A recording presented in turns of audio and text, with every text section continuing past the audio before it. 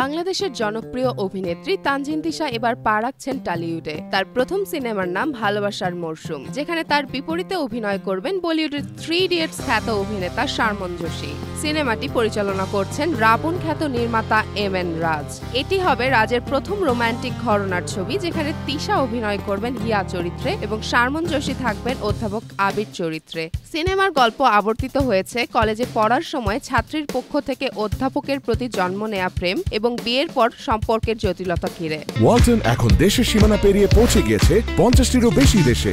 ওয়ালটন, ঘরে ঘরে বিশ্বজুড়ে। শুটিং শুরু হবে সেপ্টেম্বর থেকে দার্জিলিং ও মুর্শিদাবাদের পাহাড়ি লোকেশনে। মুক্তির লক্ষ্য 2026 সালের দুর্গাপূজা। প্রথমবারের মতো বাংলা সিনেমায় কাজ করতে যাওয়া শারমন জোশী জানিয়েছেন বাংলা ভাষা শেখার প্রস্তুতি নিচ্ছেন তিনি। অন্যদিকে এই সিনেমার মাধ্যমে টলিউডে অভিষেক হওয়ার কথা থাকলেও শিডিউল জটিলতায় পিছিয়ে গেছেন বাংলাদেশের আরেক অভিনেতা খায়রুল বাশার।